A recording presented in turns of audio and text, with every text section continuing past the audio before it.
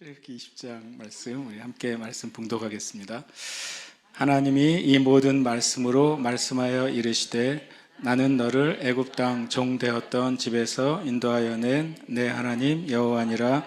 너는 나 외에는 다른 신들을 내게 두지 말라. 너를 위하여 새긴 우상을 만들지 말고 또 위로 하늘에 있는 것이나 아래로 땅에 있는 것이나 땅 아래 물속에 있는 것에 어떤 형상도 만들지 말며 그것들에게 절하지 말며 그것들을 섬기지 말라. 나 내 하나님 여호와는 질투하는 하나님인즉 나를 미워하는 자의 죄를 갚되 아버지로부터 아들에게로 3, 4대까지 이르게 하거니와 나를 사랑하고 내 계명을 지키는 자에게는 1000대까지 은혜를 베푸느니라. 너는 내 하나님 여호와의 이름을 망령되게 부르지 말라. 여호와는 그의 이름을 망령되게 부르는 자를 죄 없다 하지 아니하리라. 안식일을 기억하여 거룩하게 지키라. 엿새 동안은 힘써 내 모든 일을 행할 것이나 일곱째 날은 내 하나님 여호와의 안식일인즉 너나 내 아들이나 내 딸이나 내 남종이나 내 여종이나 내 가축이나 내 문 안에 머무는 객이라도 아무 일도 하지 말라. 이는 엿새 동안에 나 여호와가 하늘과 땅과 바다와 그 가운데 모든 것을 만들고 일곱째 날에 쉬었음이라. 그러므로 나 여호와가 안식일을 복되게 하여 그날을 거룩하게 하였느니라. 내 부모를 공경하라.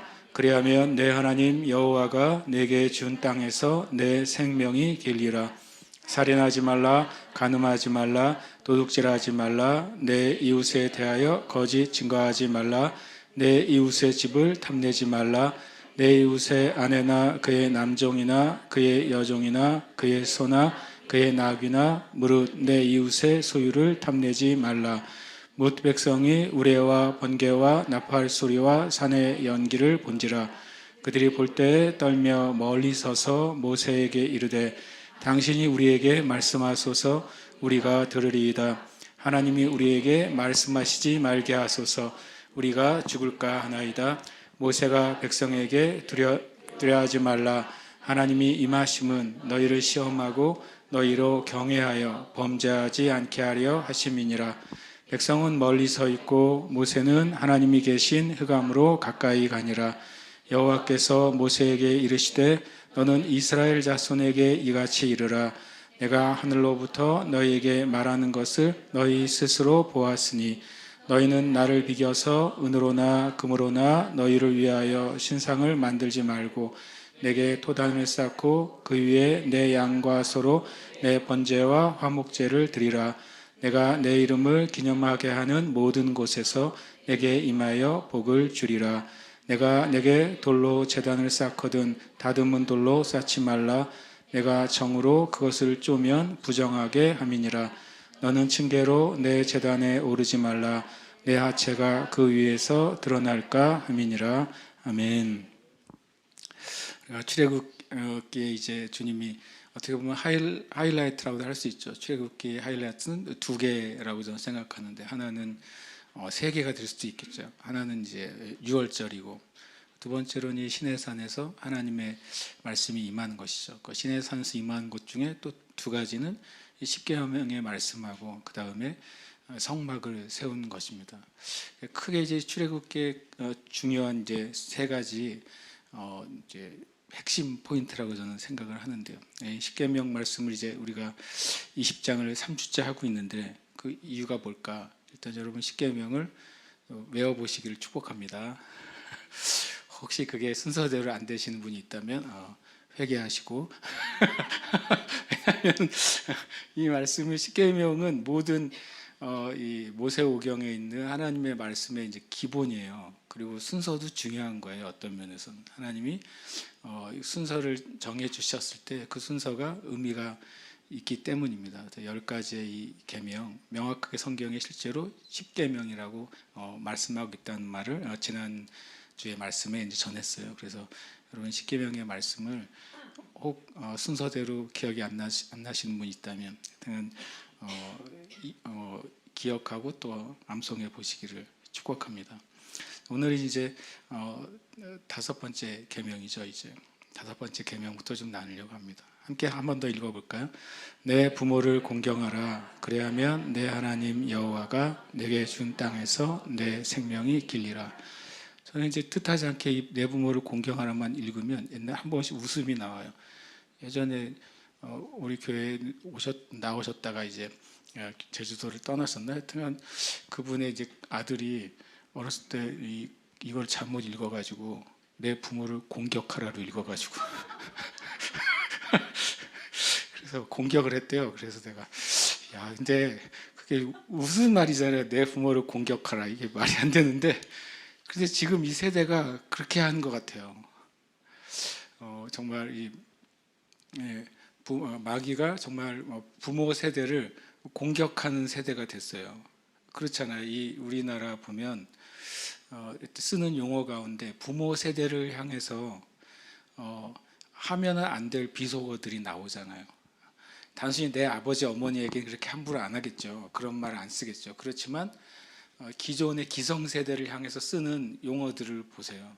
그건 굉장히 부모를 공격하는 용어들이에요. 제가 그걸 옮기고 싶지가 않아요. 나쁜 말들인데 그것이 소셜미디어에서나 사람들이 쓰는 말 안에 심지어는 이제 공식적인 미디어 안에도 이전 세대를 향해서 하는 용어의 표현들이 공경하는 용어가 없어요. 오히려 굉장히 정말 마치 내 부모를 공경하라를 정말 뭔가 읽는데 독해력에 문제가 있어서 문해력에 문제가 있어 완전히 이상하게 읽어서 잘못 이해하는 것처럼 지금의 세대가 이전 세대 우리의 부모와 아비와 어미 세대를 실은 공격하는 세대가 되어버렸고 심각하게 젊은 세대와 그 기성 세대가 가치관과 삶의 방식과 그것이 엄청나게 실은 갈라져 있는 세대가 되어버렸어요.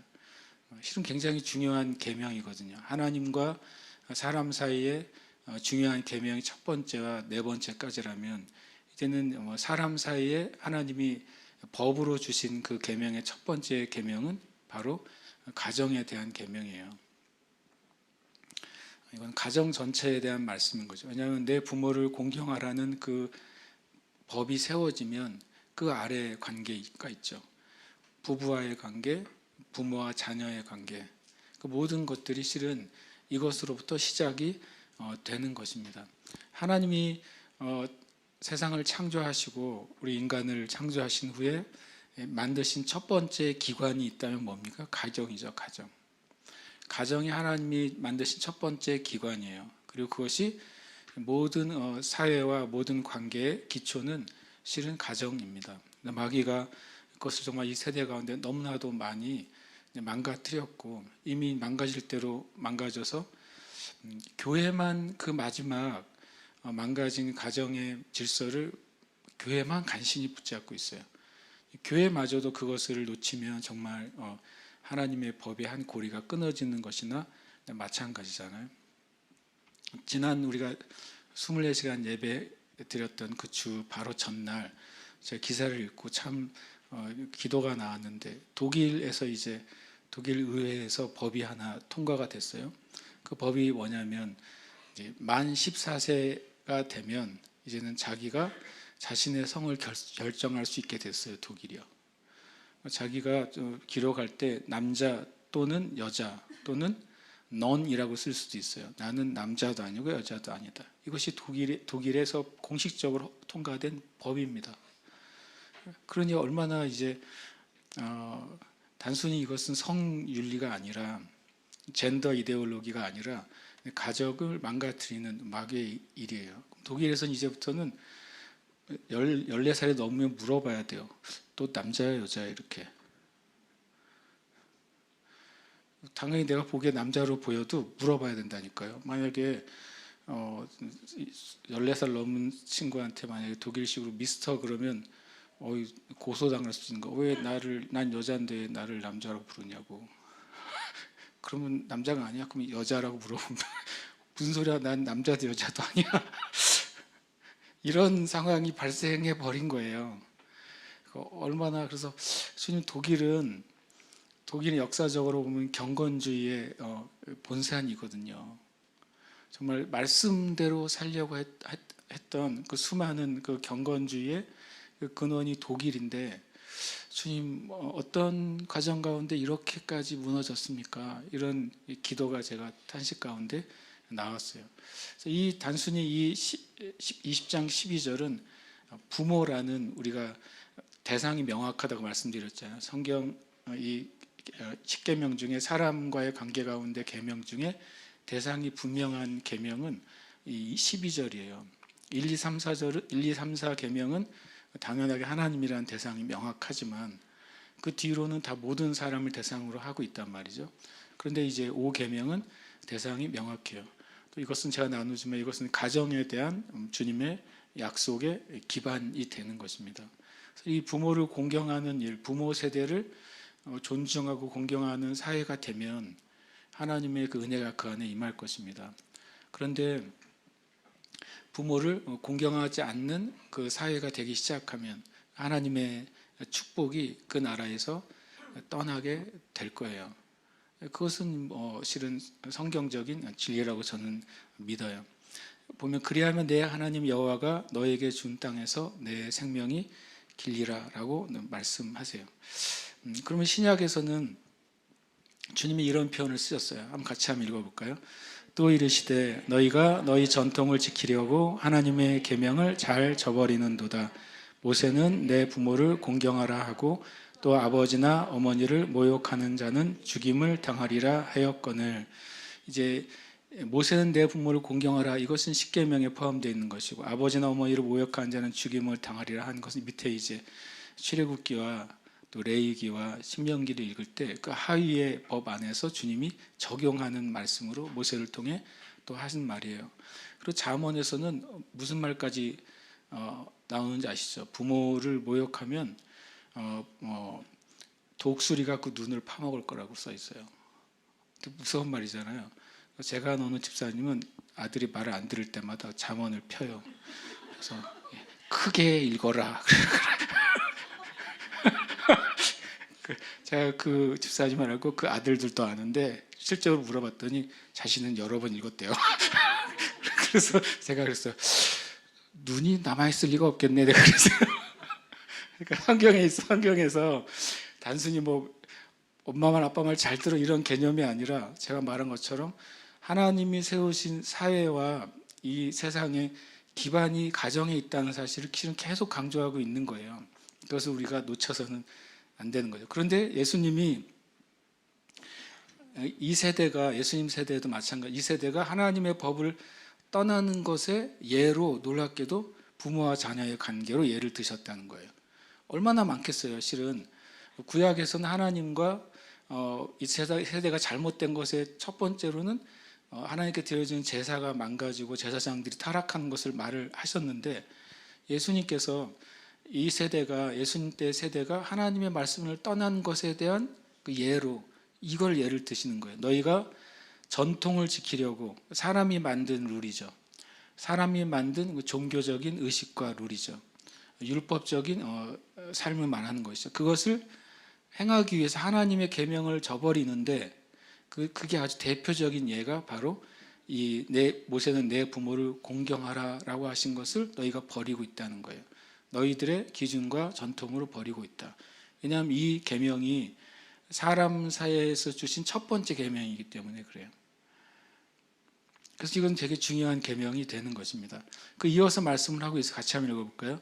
너희는 이르되 사람이 아버지에게나 어머니에게나 말하기를 내가 드려 유익하게 할 것이 고르반 곧 하나님께 드림이 되었다고 하기만 하면 그만이라 하고 자기 아버지나 어머니에게 다시 아무것도 하여 드리기를 허락하지 아니하여 너희가 전한 전통으로 하나님의 말씀을 폐하며 또 이 같은 일을 많이 행하느니라.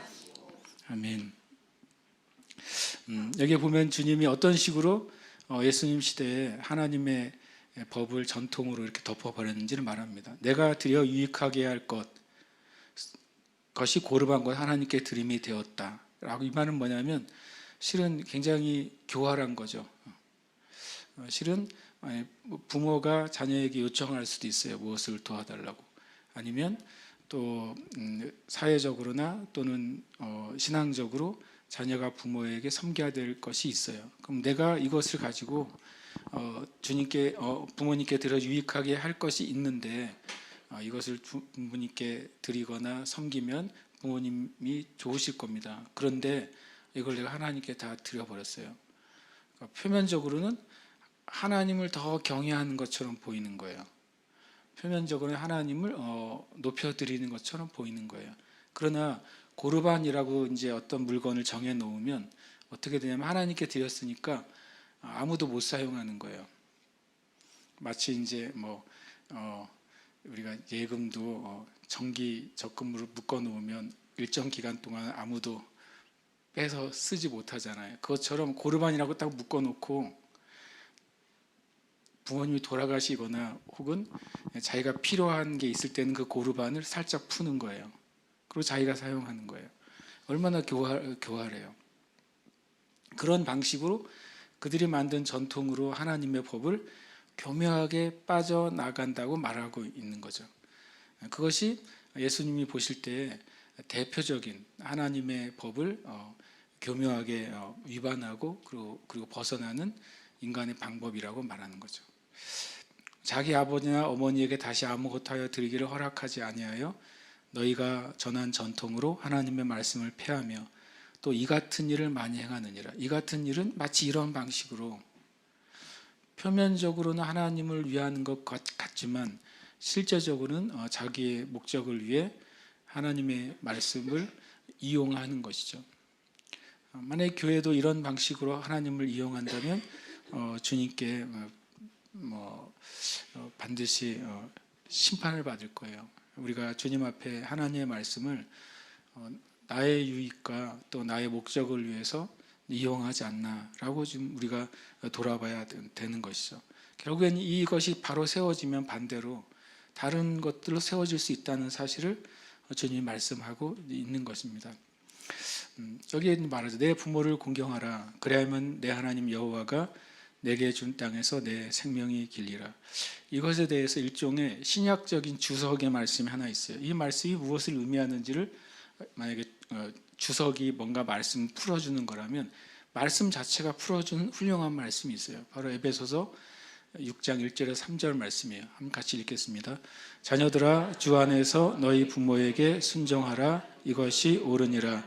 내 아버지와 어머니를 공경하라. 이것은 약속이 있는 첫 계명이니 이로써 내가 잘되고 땅에서 장수하리라. 아멘. 이 출애굽기 20장 12절을 주석을 했어요.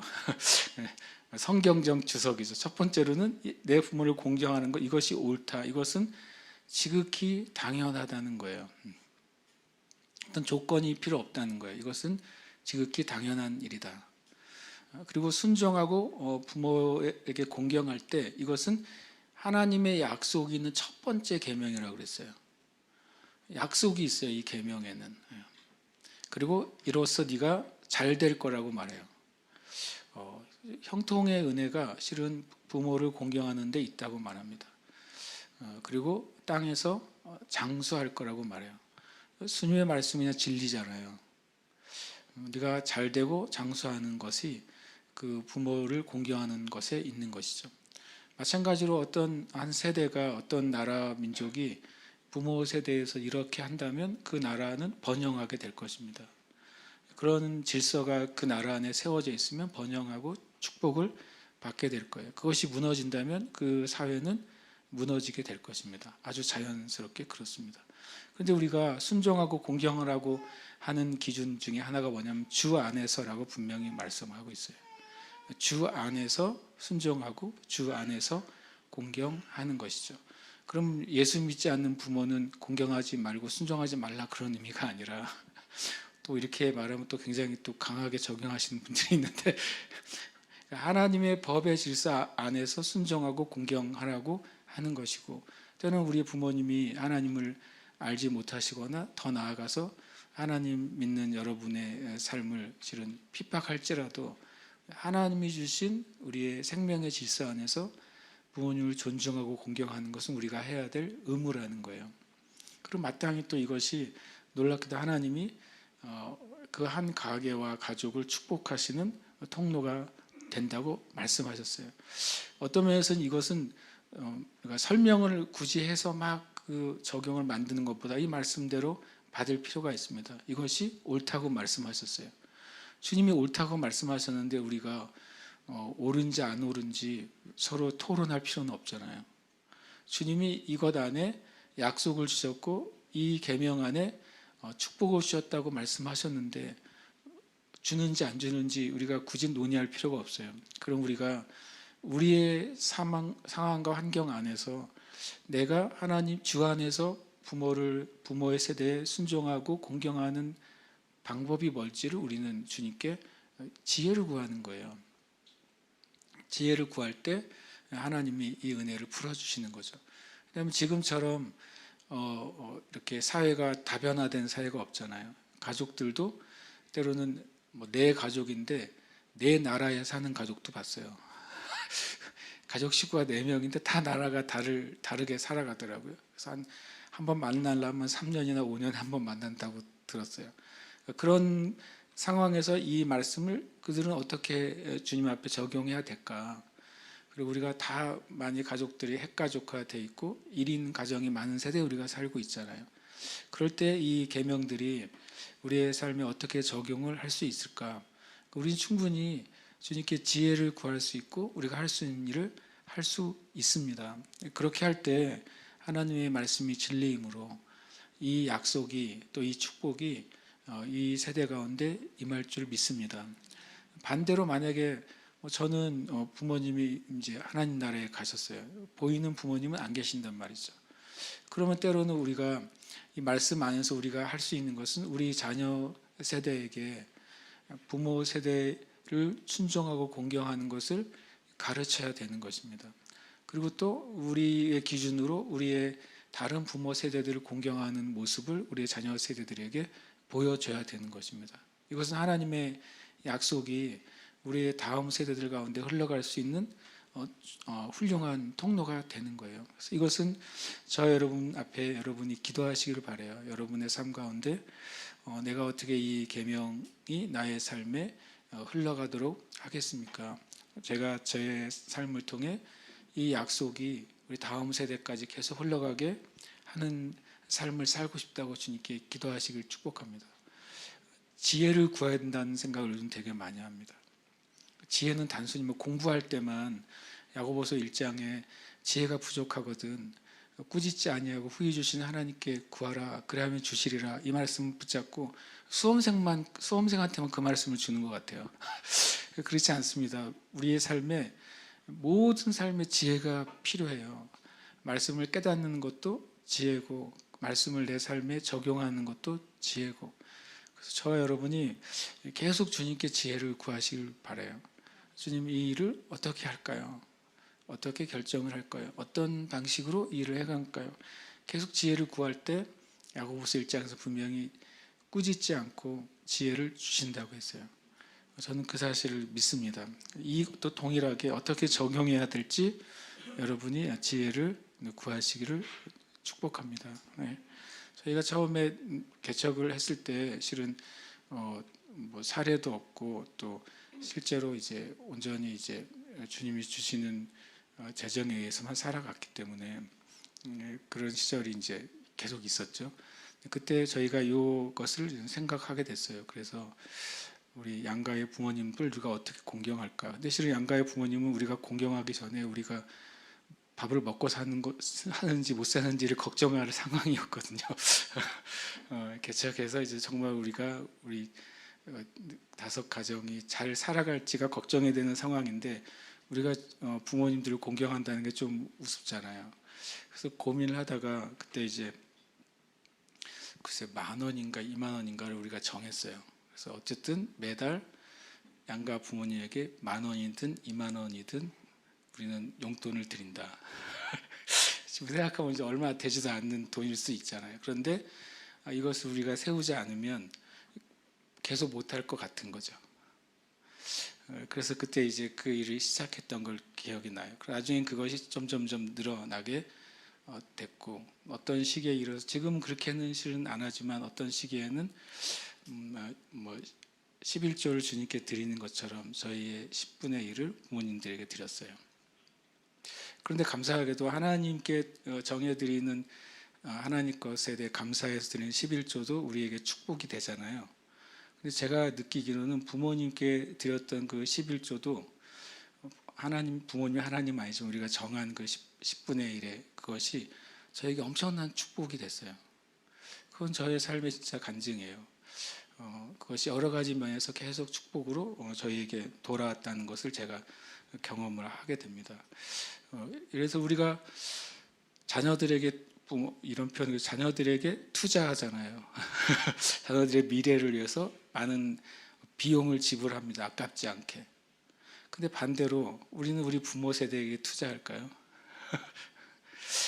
그렇게 투자라는 표현을 쓰면 좀 이상한 표현이지만 그러나 제가 보기엔 자녀 세대들에게 위해서 그 아낌없이 주는 것 이상으로 부모 세대를 존중하고 또 사랑하는 그것은 놀랍게도 더 많은 은혜로 저 온다고 믿어요. 교회도 마찬가지로 교회 부모 세대를 공경하기 시작할 때 하나님은 교회에 주님의 몸된 교회에 많은 축복을 주신다는 사실 저는 믿습니다. 만약 어느 국가나 민족이 그 국가 민족을 이루고 그 국가 민족을 부흥하게 한 세대들을 존중한다면 그렇다면 얼마나 그 하나님이 그 국가 민족을 축복하겠어요? 오늘 본 기사 중에 한국에 참전했던 마지막 그 참전 용사 중에 한 분인데 97세이시래요. 소령이라고 제가 어떤 이름은 제 기억하면 그러면서 그분이 돌아가셨어요 최근에. 그랬더니 미국 국회에서 가장 명예로운 자리에서 그분의 장례를 한 거예요.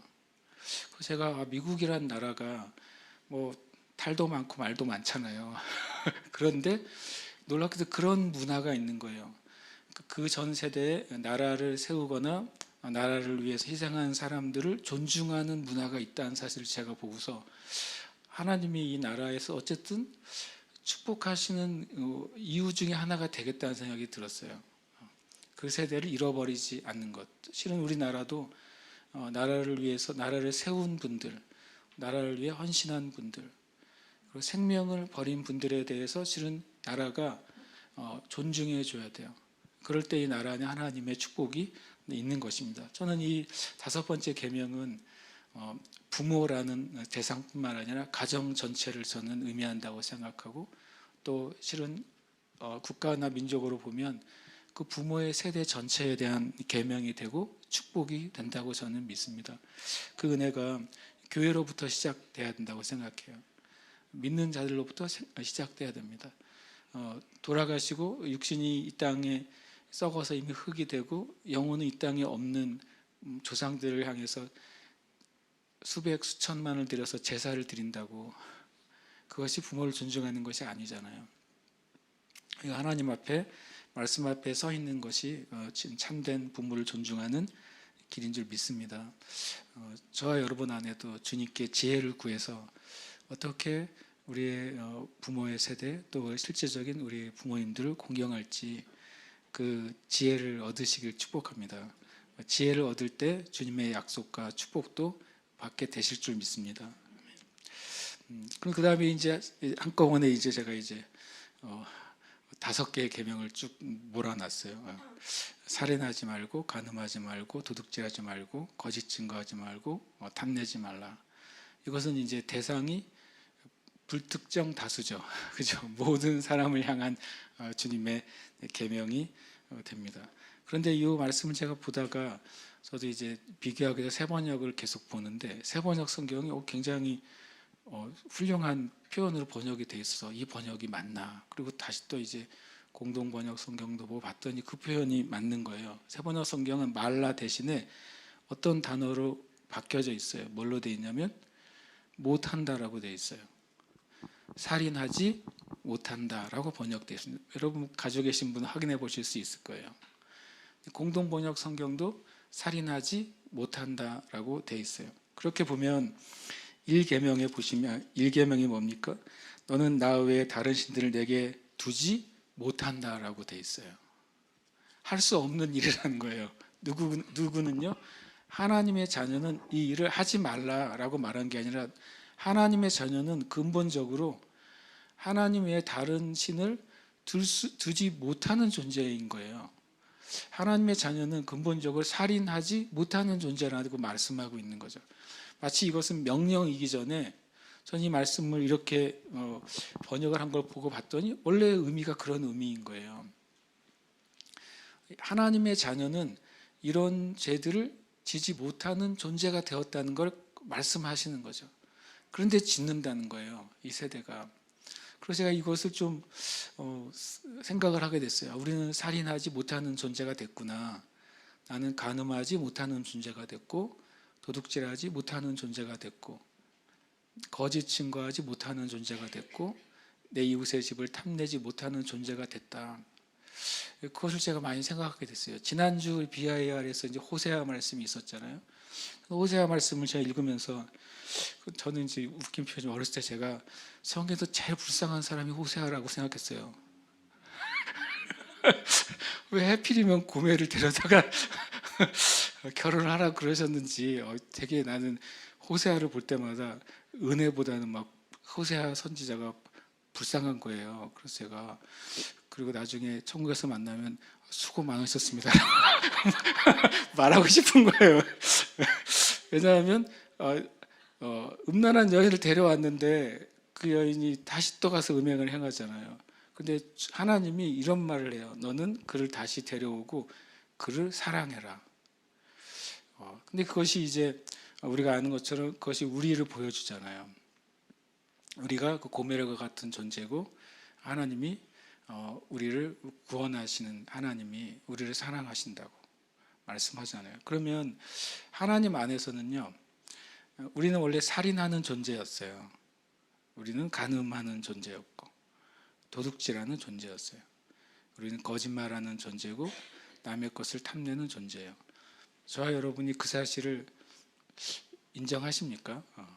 하나님 앞에 갈 때 그 죄를 인정하느냐? 그러면 요즘은 뭐 재판정에서 죄를 인정하는 사람을 만나기가 힘들어요.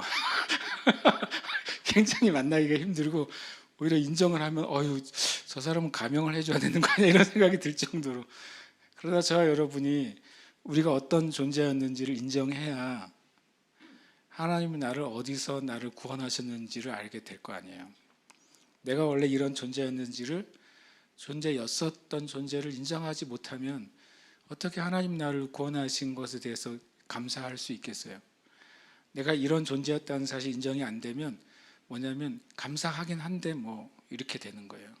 내가 정말 살인하는 존재고 간음하는 존재고 도둑질하는 존재였다는 사실을 나의 영이 진짜 인정하느냐, 그리고 하나님이 나를 거기서부터 구원하시고 사랑하셨다는 사실을 인정하느냐.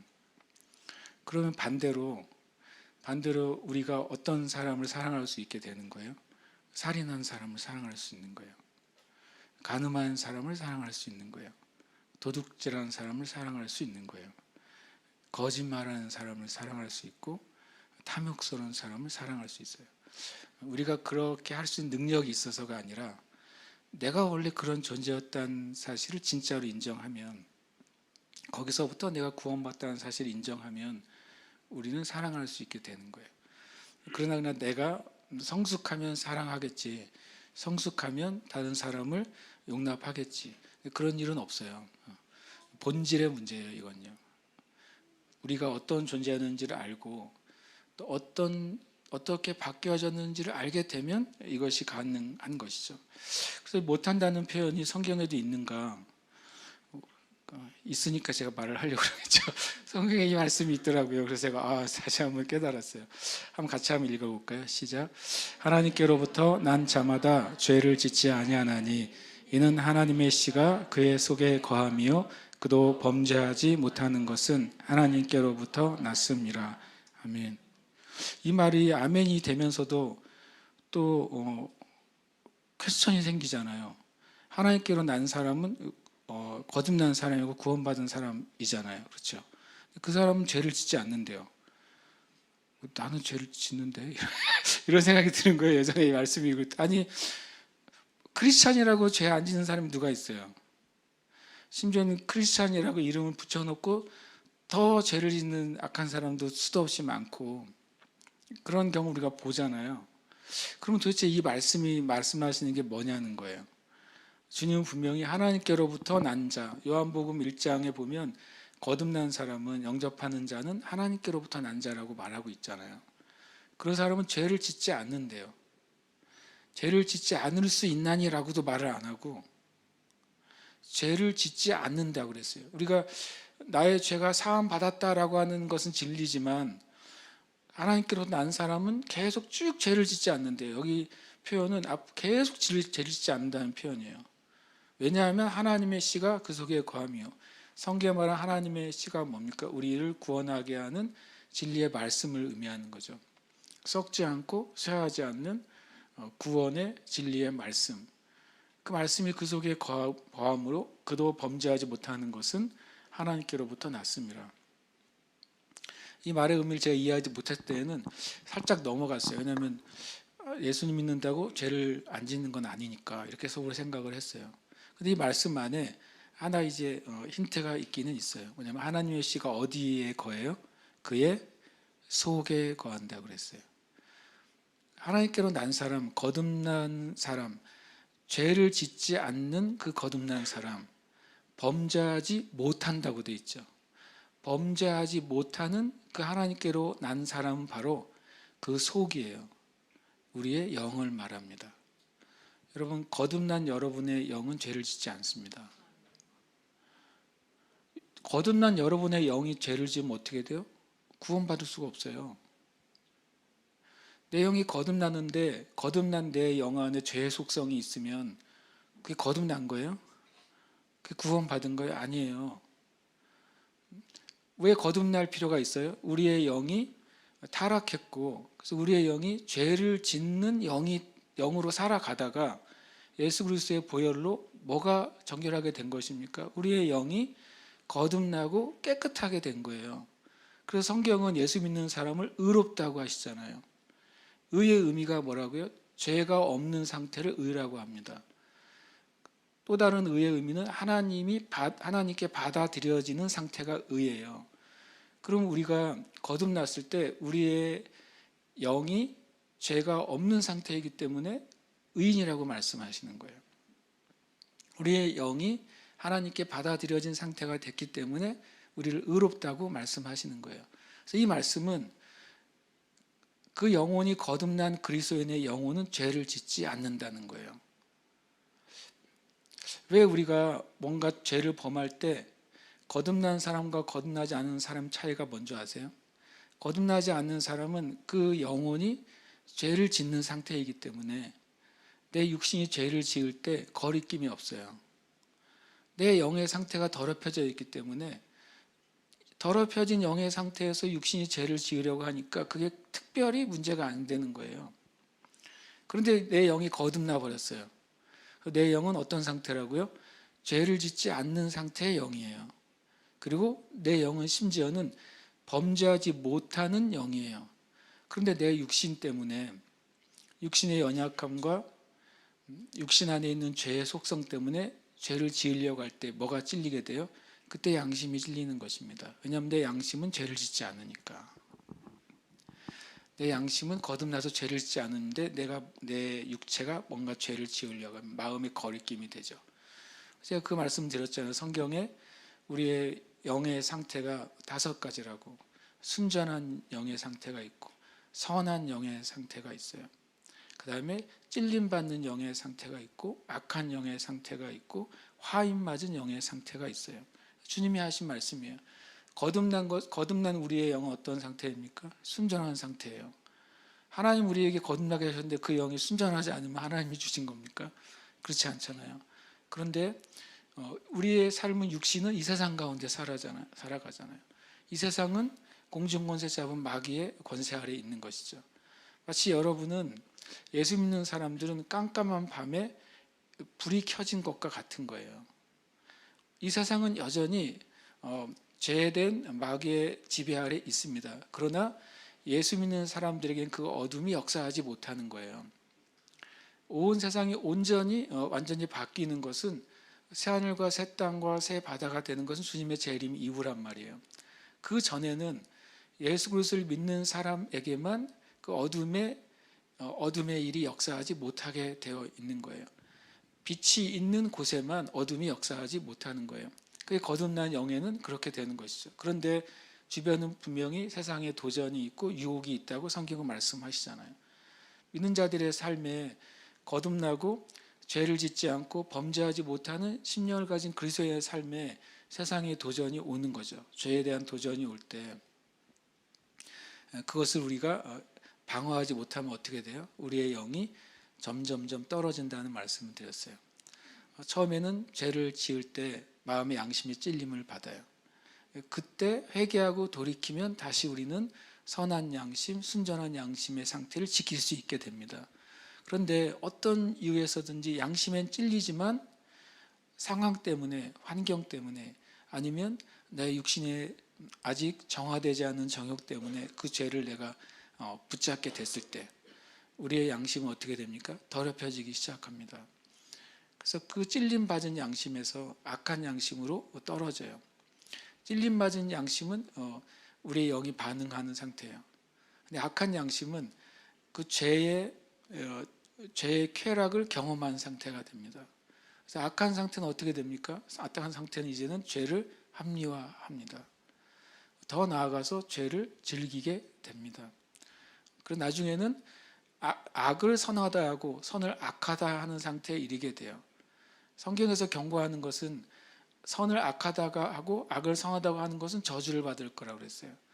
그런 상태가 됐을 때 화인 맞은 상태가 됩니다. 주님의 말씀을 내가 스스로 거절하는 것이죠. 주님의 진리를 내가 받아들이지 않기로 결정하는 것. 그것은 화인 맞은 상태이죠. 악한 양심의 상태까지는 구원의 기회가 있어요. 왜냐하면 돌이키면 되니까요. 그러나 화인 맞은 양심은 이미 스스로 결정한 것입니다. 주님을 떠나기로, 주님을 거절하기로, 내가 완전히 주님께 속하지 않기로 스스로 결정한 상태. 그것이 화인 맞은 양심인 것이죠. 화인 맞은 양심을 아시는 것처럼 이렇게 불로 그것이 화인됐기 때문에 거기에 감각이 없어진 거예요. 그래서 감각이 없는 양심의 상태가 될 때에는 실은 그는 구원받을 수 없어요. 그런데 이 말씀을 또 설명을 해줍니다. 어떻게 하면 우리가 이미 저와 여러분의 구원받은 영혼은 이 상태입니다. 죄를 짓지 않는 상태예요. 또 범죄하지 못하는 상태예요. 그렇기 때문에 우리의 삶은 이렇게 살아야 되는 것이죠. 같이 한번 읽겠습니다. 너희가 육신대로 살면 반드시 죽을 것이로되 영으로서 몸의 행실을 죽이면 살리니 무릇 하나님의 영으로 인도함을 받는 사람은 곧 하나님의 아들이라. 아멘. 너희는 누굽니까? 너희는 거듭난 그리스도인이에요. 거듭난 그리스도인의 영은 죄를 짓지 않고 범죄하지 못하는 상태예요. 그런데 육신 안에는 뭐가 남아있다고요? 여전히 죄의 속성이 남아있다고 그랬어요. 우리의 삶 안에 우리의 거듭난 영은 무엇이 옳은지를 알고 있다고 성경은 말씀하세요. 그런데 육신에서 육신의 요구와 육신의 정욕과 육신의 욕구가 죄된 것을 말하게 하려고 하고 죄된 것을 행하게 하려고 하고 죄된 것과 결탁하려고 한다는 거예요. 근데 그것을 이 영의 반응을 무시하고 육신을 따라서 살면 네가 반드시 죽을 것이다 라고 분명히 말했어요.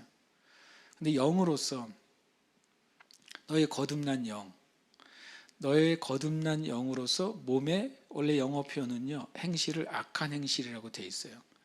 악한 행실을 계속 쳐내는 것입니다. 악한 행실의 욕구가 우리에게 올라올 때마다 뭘로 쳐내요? 우리의 거듭난 우리의 영으로 그것을 쳐내야 돼요. 그런 훈련을 할 때는 어떻게 한대요? 살 것이라고 말합니다. 그러면 거듭난 내 영이 몸의 악한 행실을 쳐내는 삶을 뭐라고 표현하냐? 하나님의 영으로 인도받는 삶이라고 말하는 거예요. 우리는 분명히 이 사실을 고백을 해야 돼요. 주님, 저는 거듭난 그리스도인이고 나의 영은 하나님의 영광으로 가득 차 있습니다. 나는 선한 것이 무엇인지 압니다.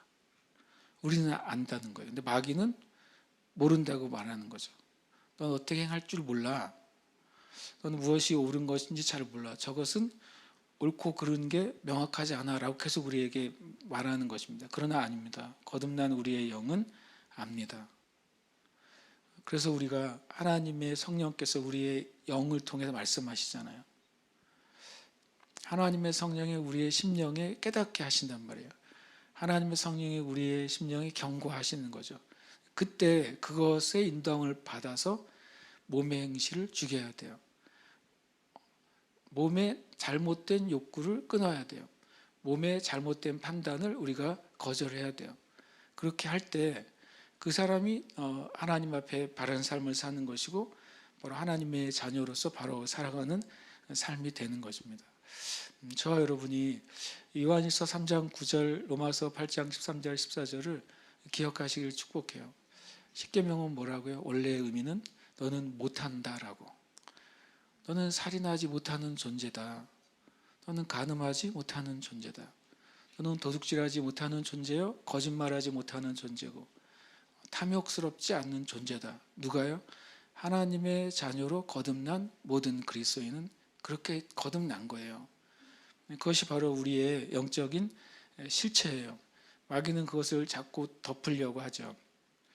덮으려고 하고 그것을 속이려고 하지만 그러나 우리는 믿음 안에서 이것을 고백해야 돼요. 그리고 주장하시기를 축복합니다. 지난번에 이란이 350기, 400기의 많은 드론이나 이렇게 미사일을 쐈잖아요. 그런데 99%를 이제 방어했다고 그랬잖아요.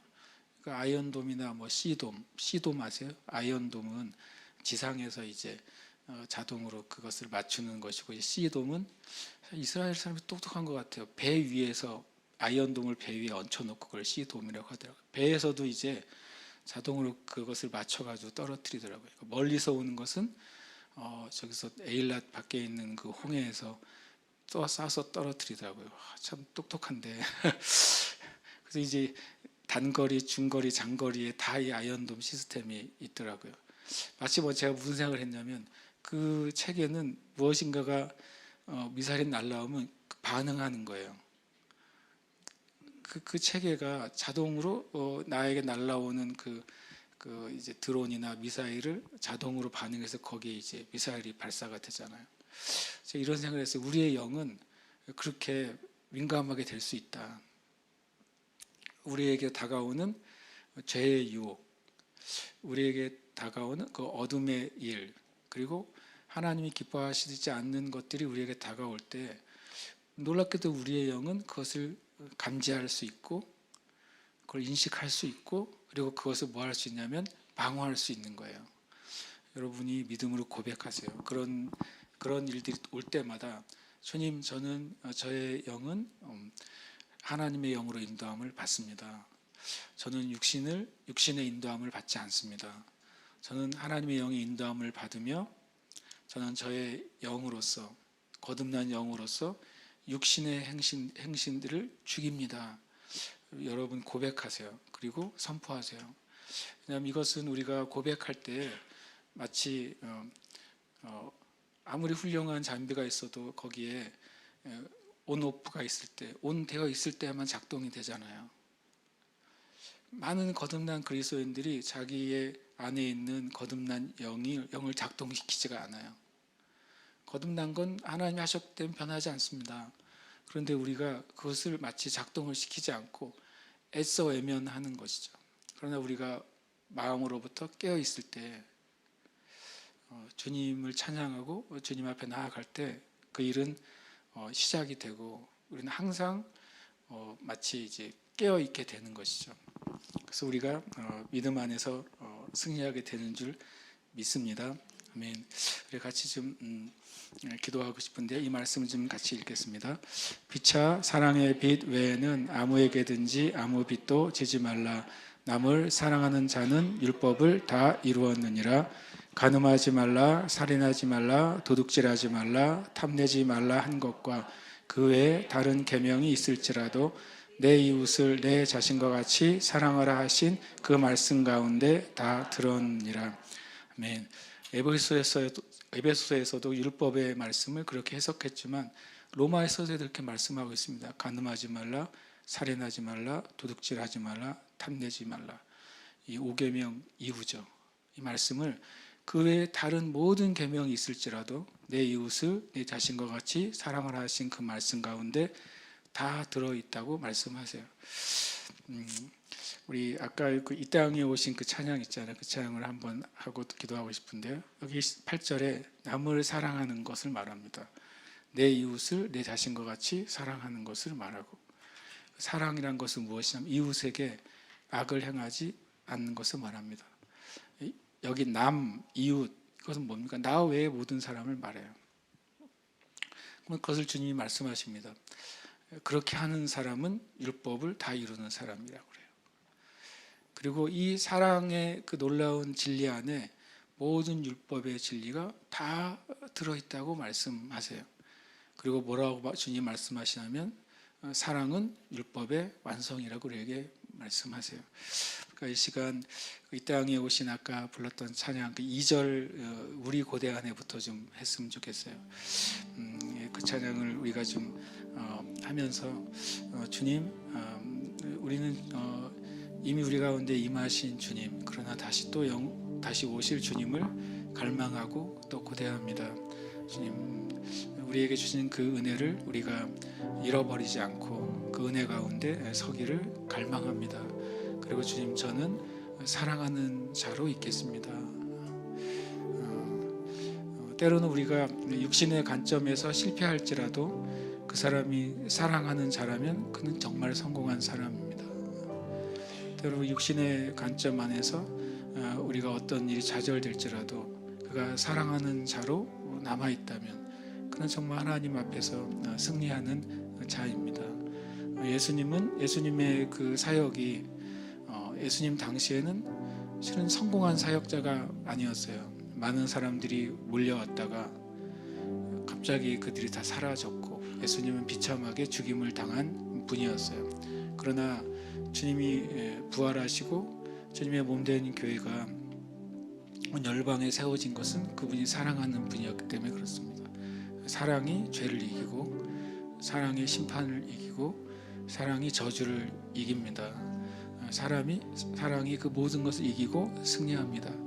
함께 이 시간 우리 이 땅에 오신 2절 우리 함께 찬양하시면서 찬양하시고 주님 앞에 주님 제가 사랑하는 자가 되겠습니다. 기도하겠습니다.